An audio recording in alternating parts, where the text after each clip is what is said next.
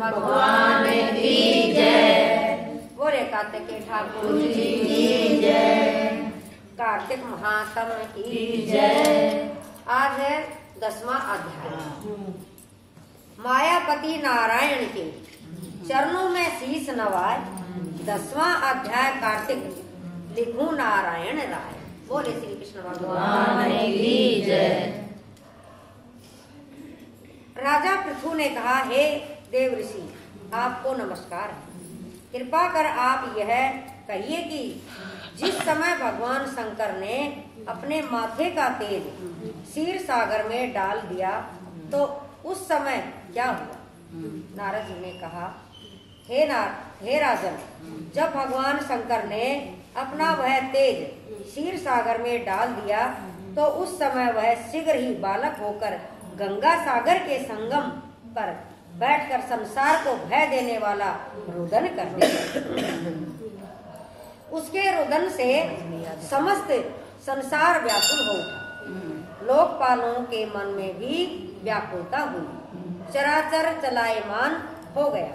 शंकर सुमन के रुदन से ब्रह्मांड व्याकुल हो गया। समस्त देवता और ऋषि मुनि व्याकुल होकर लोक पितामह श्री ब्रह्मा जी की शरण में गए। सबने मिलकर श्री ब्रह्मा जी को प्रणाम किया और स्तुति की। फिर कहा कि हे पितामह, यह तो बड़ा भयंकर समय उपस्थित हुआ है। हे महायोगिन, इसका नाश कीजिए। तब देवताओं की ऐसी बात सुनकर श्री ब्रह्मा जी सत्यलोक से उतर कर उस बालक को देखने के लिए समुद्र तट पर आए। समुद्र ने ब्रह्मा जी को आता देखकर प्रणाम किया और बालक को उठाकर उनकी गोदी में दे दिया। तब विस्मित होकर श्री ब्रह्मा जी ने पूछा, हे सागर, तुम शीघ्र कहो कि यह बालक किसका है? समुद्र ने मीठे शब्दों में कहा, प्रभु, यह तो मैं नहीं जानता, किंतु मुझे इतना अवश्य ज्ञात है कि यह गंगा सागर के संगम पर प्रकट हुआ है।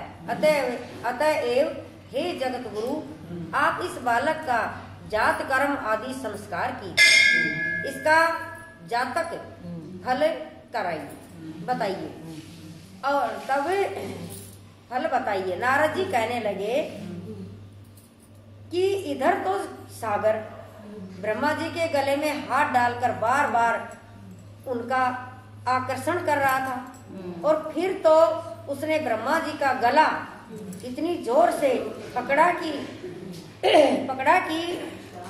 उससे पीड़ित हो ब्रह्मा जी के नेत्रों में आंसू टपकने लगे।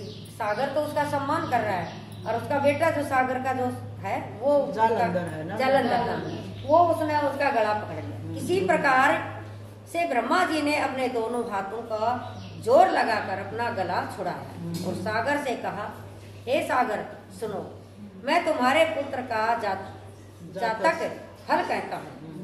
मेरे नेत्रों से जो यह जल निकला है, इस कारण इसका नाम जालंधर होगा।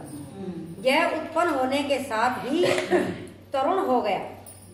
इससे यह सब शास्त्रों का पारगामी, पराक्रमी, महावीर, बलवान, महायोद्धा और रणदू मर्द होगा।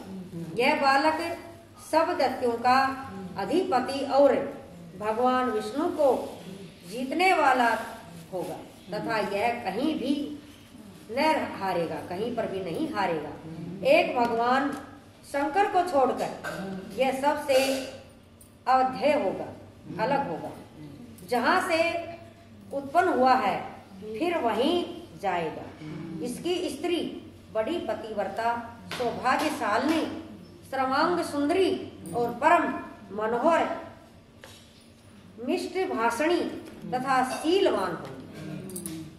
नारद जी कहते हैं कि हे राजन, सागर से ऐसा कहकर ब्रह्मा जी ने शुक्राचार्य को बुलाकर उनके हाथों से बालक का राज अभिषेक कराया और अंतर्ध्यान हो गए। फिर तो बालक को देखकर सागर बड़ा ही प्रसन्न हुआ और घर आ गया। कितने ही उपाय से उसका पालन कर उसको संतुष्ट किया। फिर कालनेमी नामक असुर को बुलाकर उसका वृंदा नाम की कन्या से सविदित विवाह करा दिया। उस विवाह में बड़ा उत्सव हुआ। श्री शुक्राचार्य के प्रभाव से स्त्री सहित जलंधर दत्तों पर राज्य करने लगा। बोले श्री कृष्ण भगवान की जय। बोल बाके बिहारी लाल की जय। अरे भजन तू गावा की बोले श्री कृष्ण भगवान की जय। बोल बंसी वाले की जय। श्याम नहीं मेरे बस में दर्द मेरी नस नस में। श्याम नहीं मेरे बस में दर्द मेरी नस नस में। श्याम नहीं मेरे बस में दर्द मेरी नस नस में।